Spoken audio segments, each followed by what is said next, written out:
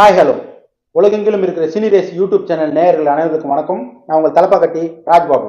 இன்னைக்கு நாம் பார்க்க போகிற படம் இயக்குனர் கெல்சே மேன் இயக்கத்தில் வெளிவந்திருக்கிற inside out part 2 Hollywood movie பற்றி பார்ப்போம். படத்தோட கதை என்னன்றதை பார்ப்போம். இப்போ ஏற்கனவே ஃபர்ஸ்ட் பார்ட் பார்த்தவங்களுக்கு இந்த கதை ரொம்ப ஈஸியாக புரிஞ்சுக்க முடியும். செகண்ட் பார்ட் ஃபர்ஸ்ட் டைமை பார்க்குறவங்களுக்கு கொஞ்சம் ஒரு 10 நிமிஷம் குழப்பமாக இருக்கும். அது என்னென்னா, முதல்ல ஃபர்ஸ்ட் பார்ட்டோட சின்ன ஒரு டீட்டெயில் பண்ணிடலாம். இப்போது ரைலி அவள் சின்ன குழந்தையாக இருக்கும்போது அவள் ஸ்போர்ட்ஸில் இன்ட்ரெஸ்ட்டு, அப்பாவுக்கும் அம்மாவுக்கும் சப்போர்ட் பண்ணுவாங்க. அப்போது அவளுக்குள்ளார ஒரு 5 விதமான எமோஷன்ஸ், அதுதான் பார்த்தீங்கன்னாக்கா சந்தோஷம், பயம், கோபம், சோகம், வெறுப்பு.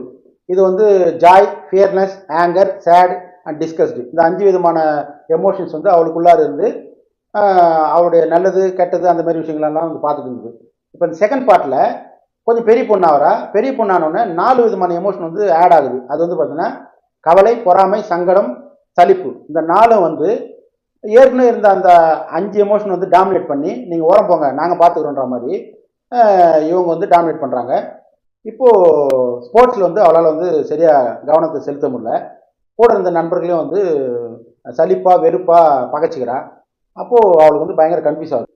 இப்போ இந்த புதுசாக வந்த 4 எமோஷனும் இவளை பயன்படுத்தி ஒரு குழப்ப நிலையிலே வச்சுட்டு இருக்காங்க.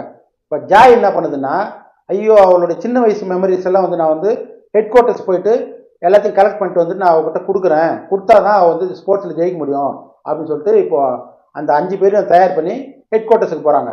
போயிட்டு அவளுடைய மெமரிஸ் எல்லாம் கலெக்ட் பண்ணிட்டு இங்கே வரும்போது இந்த 4 புதுசாக வந்த எமோஷன்ஸ் இந்த 5 பேர் உள்ளே விட மாட்டேன்றாங்க.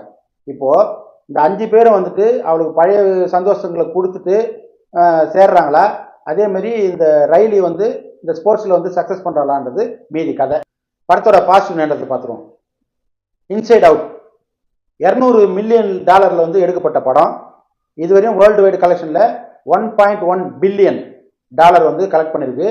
2024 ஆரம்பிச்சது இதுவரையும் வேர்ல்டு வைடில் இந்த படம் தான் தொடர்ந்து நம்பர் 1 கலெக்ஷன் தக்க வச்சுட்டு இருக்கு. டெக்னிக்கல் வைஸ் பார்த்தீங்கன்னா நமக்கு எல்லாருமே ரெஃபரன்ஸ் பார்த்தீங்கன்னா ஹாலிவுட் மூவிஸ்ன்னு சொல்லலாம்.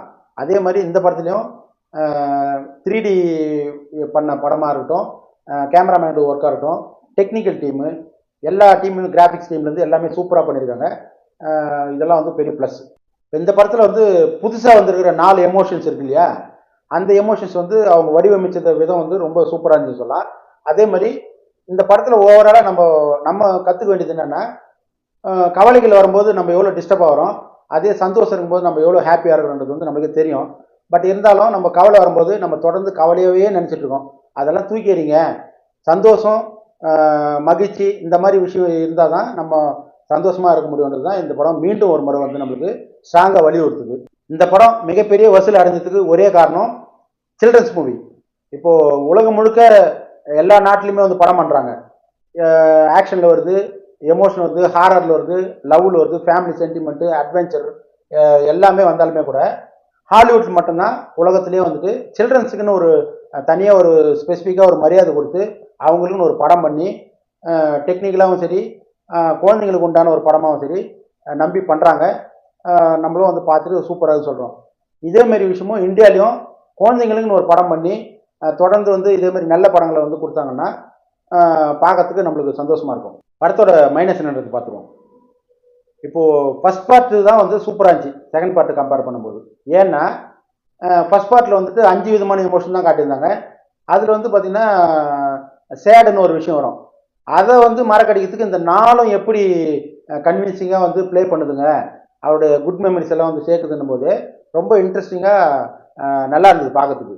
பட் இதில் புதுசாக வந்த 4 எமோஷனும் எல்லாமே நெகட்டிவ் சம்மந்தப்பட்ட ஒரு எமோஷன்றதுனால நம்மளுக்கு படமாக பார்க்குறதுல என்டர்டெயின்மெண்ட்டுக்கு கொஞ்சம் குறைவாக இருந்த மாதிரி ஃபீல் ஆச்சு. ரெண்டாவது, ஃபஸ்ட் பார்ட் என்ஜாய் பண்ண மாதிரி செகண்ட் பார்ட் என்ஜாய் பண்ண முடியல.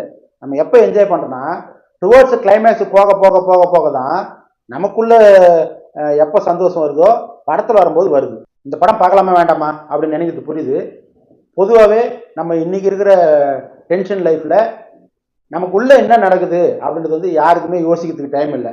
பட் இந்த படம் நீங்கள் போய் பார்த்தீங்கன்னா ஒரு சந்தோஷம் இருந்தால் அது எப்படி நம்மளுக்கு ஒர்க் அவுட் ஆகுது, ஒரு துக்கம் வரும்போதோ இல்லை ஒரு பொறாமை வரும்போதோ ஒரு சலிப்பு வரும்போதோ நம்ம எவ்வளோ டிஸ்டர்ப் ஆகிறோன்றதை மிரரில் பார்க்குற மாதிரி இந்த படம் பார்க்கும்போது நம்மளுக்கு அவ்வளோ விஷயங்களை கற்றுக் கொடுக்குது.